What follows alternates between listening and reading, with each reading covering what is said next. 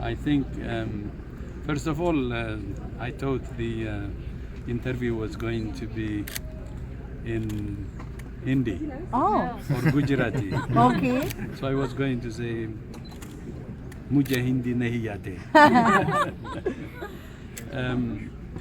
Tulsi Bai, I like the name because the plant is a medicinal plant.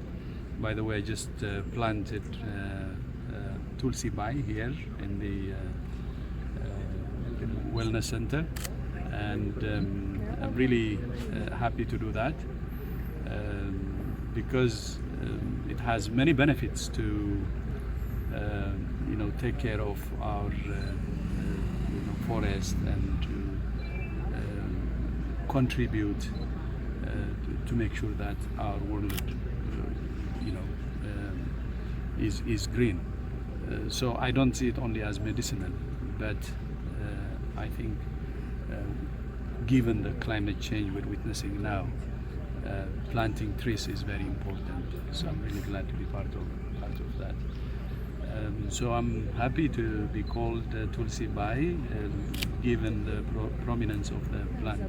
Absolutely. Traditionally in India, it's also called a protector of our household. Every Indian household has a tulsi.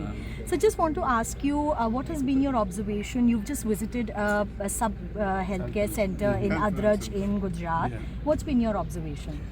From the start, when this was announced by the government some years ago, the Ayushman Bharat initiative, WHO supported, because we believe that primary health care, countries should invest in primary health care. That's what we have been telling countries, and India is actually doing that. And for any health system, a strong primary health care is key, because most of the services can be provided at primary health care level, more than 80%.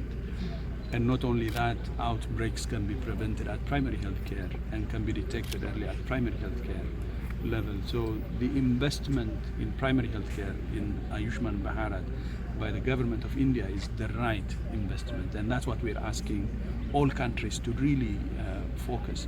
As you know, many countries, including high-income countries, were surprised by COVID. The problem was because of lack of investment in primary health care.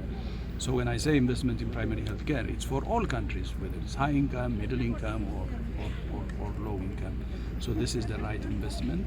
I have been talking about Ayushman Bharat and commending the initiative, but I'm glad that I have visited today, one of which, and see firsthand how it functions. And including, by the way, telemedicine. There was consultation with a doctor remote 40 kilometers from here. And I'm really happy that not only services provided here, but patients, instead of traveling to far places and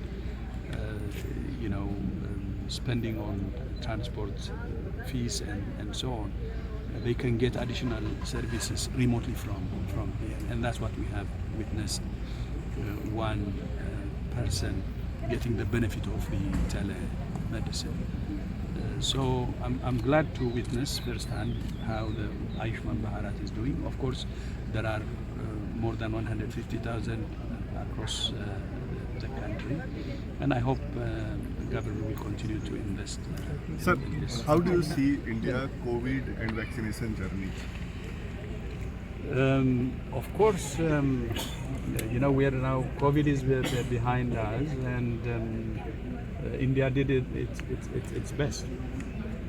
So friends, thank you. So what about the EG.5 variant that has been called the variant of interest now, the EG.5? There's a new variant in circulation. What is the WHO's current assessment on that? So on new variants, not only EG.5, we would expect more variants to emerge. What's important is to really continue to do our tests. I mean, we continue to be vigilant, because many countries are not testing enough, and we wouldn't know whether the virus is changing or not. So from the EG.5, what we can say is, new variants may emerge, and continuing to test will be very important, and see how the virus is behaving. But we're following this particular variant, and we will do everything, not only on this variant, but any emerging variant. But countries should be continue to be vigilant.